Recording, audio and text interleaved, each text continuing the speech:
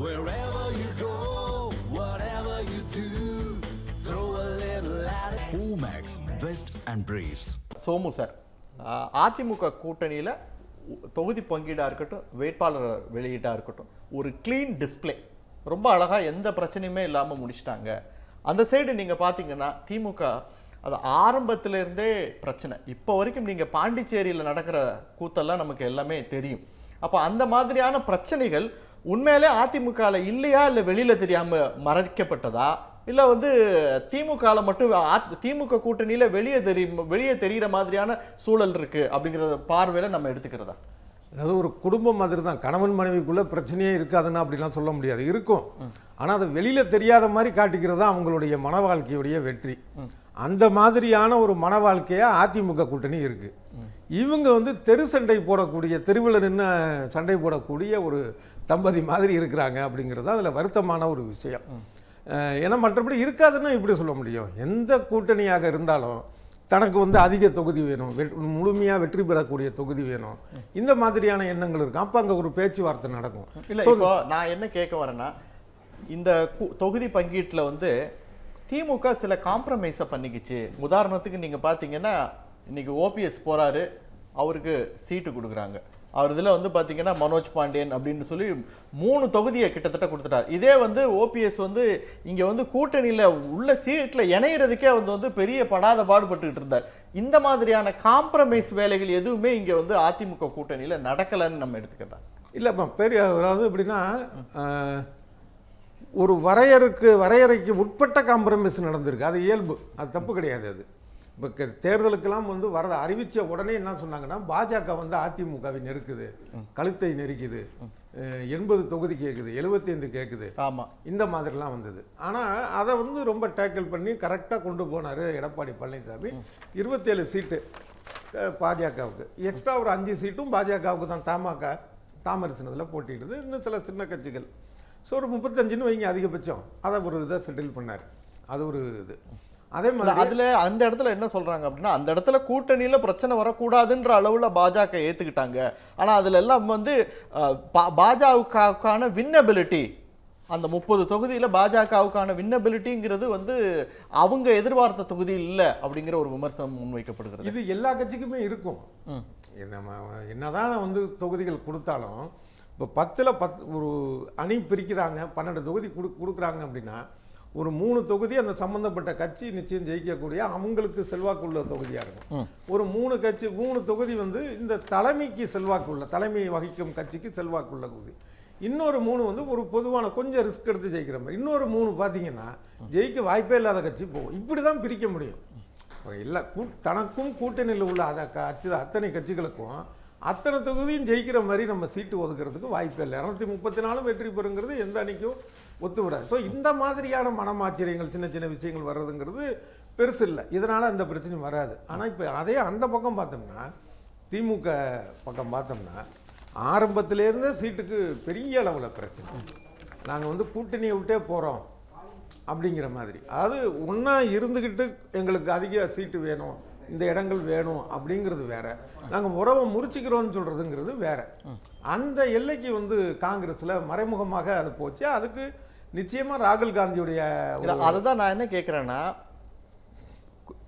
எண்ணிக்கை பங்கீடு, தொகுதி பங்கீடு இதுக்கு முன்னாடி பெரிய அளவில் பிரச்சனைகளை எதிர்நோக்குனுச்சு திமுக. ஆனால் எல்லாமே கடைசி நேரத்தில் சுமூகமாக முடிக்கப்பட்டது.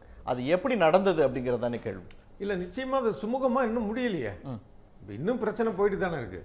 இப்போ முதல்ல இட பிரச்சனை நடந்துச்சு, அதுக்கப்புறம் வந்து புதுவையில் பிரச்சனை நடந்துச்சு. புதுவையில் உள்ள பிரச்சனை இன்றைக்கும் தொடருது. என்ன காரணம் அப்படின்னா, இப்போ திமுக போட்டிடுற தொகுதி, விசிக போட்டிடுற தொகுதிகளையும் இவங்க இன்னும் திரும்ப பெறாமல் இருக்காங்க. அங்கே டேட்டும் முடிஞ்சு போச்சு. அப்போ கேட்டால் ஃப்ரெண்ட்லி மேட்ச் அப்படிங்கிறாங்க. ஸோ அதோடைய எஃபெக்ட் இங்கே பாதிக்கும். இப்போ ஏன்னா எந்த ஒரு தொகுதியாக இருந்தாலும் தமிழ்நாட்டில் மிகச்சில தொகுதி தவிர, இப்போ கன்னியாகுமரி மாதிரியான சில தொகுதிகள் தவிர, கூட்டணி கட்சியை நம்பி தான் காங்கிரஸ் இருக்குது. அதுக்கு தேர்தல் வேலை பார்க்குறதுக்கு கூட தொண்டர்கள் அப்படிங்கிற விஷயங்கள் வந்து கிடையாது. அந்த சூழலில் இப்போ திமுக தொண்டர்கள் வந்து என்ன நினைப்பாங்க, அது என்ன, அது எங்களை போட்டு டார்ச்சர் பண்ணுறாங்க அங்கே புதுவையில், பதில் இங்கேயும் டார்ச்சர் பண்ணுறாங்க, இடத்த அதை தவிர வந்து எண்ணிக்கைக்கும் பிரச்சனை பண்ணாங்க, இடத்துக்கும் பிரச்சனை பண்ணிட்டு இருக்காங்க. புதுவையில் வந்து வேணும்னே அதை வாபஸ் வாங்காமல் விட்டாங்க. அப்போ அந்த ஓட் டிரான்ஸ்ஃபர் எப்படி நடக்கும் அப்படிங்கிற ஒரு கேள்வி அது ஒரு பெரிய அதனால் இப்போ இங்கே வந்து இப்போ சில பேர் சொல்லலாம், ஏன் டிடிவி வந்து இவரை திட்டினாரு எடப்பாடி இவரை திட்டினாரு அப்படின்ட்டு.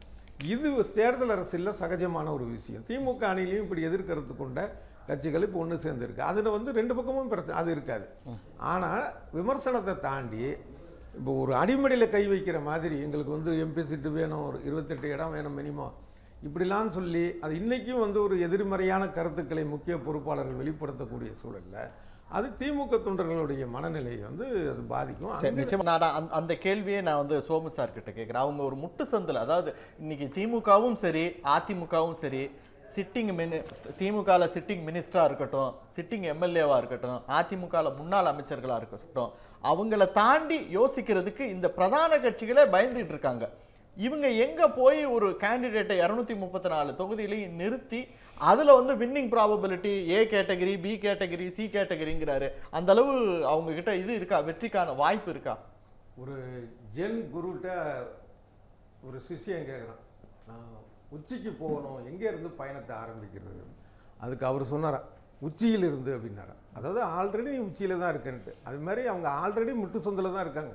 தாவேக்க அந்த கட்சியை ஆரம்பித்தப்பே நான் சொன்னேன், கட்சியை பதிவு பண்ணிட்டாங்க, இனிமையாவது கட்சியை ஆரம்பிக்கணும் விஜய்னு. அன்னையிலேருந்து இன்னைய வரைக்கும் நேற்று முதற்கொண்டு தொலைக்காட்சி விவாதங்களில் நேற்று 2 கலந்துக்கிட்டதில் 2த்துலேயும் சொன்னேன், இன்றைக்கியான இதில் இதையும் சொல்கிறேன், தொகுதிக்கு 2500லேருந்து 5000த்துக்குள்ளே தான் வாங்குவாங்க. இதுதான் அப்போலேருந்து இப்போ வரைக்கும் சொல்லிட்டு இருக்கேன். ஸோ அது அப்போலேருந்து கம்மியாக இருக்குது சார். இதுதான் எந்த அடிப்படையை வச்சு இவங்க கருத்து கணிப்புன்னு சொல்லி தமிழ்நாட்டில் 45% வாங்குவாங்க, அமெரிக்காவில் வந்து 75% வாங்குவாங்க, ஃப்ரான்ஸில் 95%. எல்லா இடத்துலையும் வந்து விஜய் படம் ஓடுது. இப்போ தமிழ்நாட்டில் எதை வச்சு சொல்கிறாங்க, இவர் என்ன மக்கள் சேவையே பண்ணார், சினிமா வச்சு சொல்கிறாங்க. இதே தான் அங்கேயும் தமிழர்கள் இருக்கிறாங்க, அங்கேயும் வந்து விஜய் படம் வருது, அதை வச்சு சொல்ல வேண்டியது தான். மற்றபடி எந்த வித கருத்து கணிப்பு அப்படிங்கிறது அறிவியலுக்கு புறம்பானது. அது இவங்க சொன்ன கருத்து கணிப்பில் இன்னும் மோசடியான கருத்து கணிப்புகள், விஜய்க்கு இவ்வளோ தூரம் இருக்குங்கிறது அது ஒன்று. அடுத்தது கட்சியை வந்து நடத்துறதுக்கான ஒரு விஷயம் தெரியல. கட்சி நடத்தி பல காலமாகி 41 பேர் பலியாகி அதுக்கப்புறம் தான் தொண்டர் படைன்னு ஒன்று வேணுங்கிறதே உங்களுக்கு தெரியுது. இப்படி எல்லாமே லேட்டு. அடுத்தது ஒரு ஃபாரத்தை ஃபில்லப் பண்ணி ஒரு கூட்டத்தை நடத்த முடியல. ஏற்கனவே ஒரு தடவை என்ன பண்ணாங்க, தேர்தல் ஆணையத்தில் புகார் கொடுக்கறதுக்கு பதிலாக மாநில தேர்தல் ஆணையத்து பேரை லெட்டரில் போட்டிருந்தாங்க 2ன்னு. அதே இப்பயும் பார்த்தீங்கன்னா அந்த கூட்டத்துக்கு 48 மணி நேரத்துக்கு முன்னாடி மனு கொடுக்கணும், இதில் நெட்டு மூலமாக, இணையத்தின் மூலமாக. அது தெரியல. நேராக கொண்டு போய், சார் இந்த ஊரில் இது பண்ணுவானுங்கள்ல, இந்த கோயில் திருமுக்கில் கோயில் இருக்கும், அதுக்கு நோட்டீஸ் அடித்து நன்கொடை அடித்து கடைக்க போய் காசு கொடு அப்படிங்கிற மாதிரி ஒரு இதில் டைப் அடிச்சுட்டு போய் நாளைக்கு காலையில் நடத்துகிறோம் பர்மிஷன் கொடு அப்படிங்கிற ரேஞ்சில் தான் இருக்குது அவங்க இதில். இப்போ அதே அங்கே இதுவும் இருக்குது பாருங்கள், தாவேக்க பழி, இவருடைய செயல்பாடு சரியில்லாதது, பேசுகிறது எல்லாமே தவறாக இருக்கிறது. உதாரணத்துக்காக உன்னோட நிறுத்துறேன் நேரம் இல்லாமல், நாகப்பட்டினத்தில் நின்றுட்டு இவர் பேசின கூட்டத்தில் சொன்னார், இங்கே நாகப்பட்டினத்தில் செயல்பட்ட ரயில்வே பணிமனையை திருச்சிக்கு கொண்டு போயிட்டாங்க, அதை மறுபடியும் இங்கே கொண்டு வரணும், ஏன் அப்படி பண்ணாங்க அப்படின்னாரு. அது நடந்தது 1923. அதுவும் நீராவி என்ஜினுக்கான விஷயம் அது. அதெல்லாம் டீசலாக மாதிரி டீசல் எலக்ட்ரிக்காக மாறின கதை இது தெரியல. இப்படி நிறையா சொல்லலாம். ஸோ பேச்சு சரியில்லை, தகவல் தெரியல, ஒரு கூட்டம் நடத்த முடியல, தொண்டர்களை சரியாக நடத்த முடியல.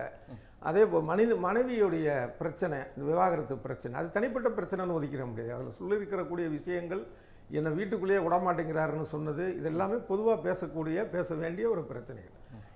இப்படிப்பட்ட சூழலில் இவர் வந்து என்ன பண்ணாருன்னா, தன்னுடைய தவறுகள்லாம் மறைச்சிட்டு இன்னைக்கு வந்து தலைமை செயலாளரை பார்த்து மனு கொடுக்குறாரு, எங்களை வந்து வேணுனே கூட்டத்தை தடை விட பார்க்குறாங்கன்னு.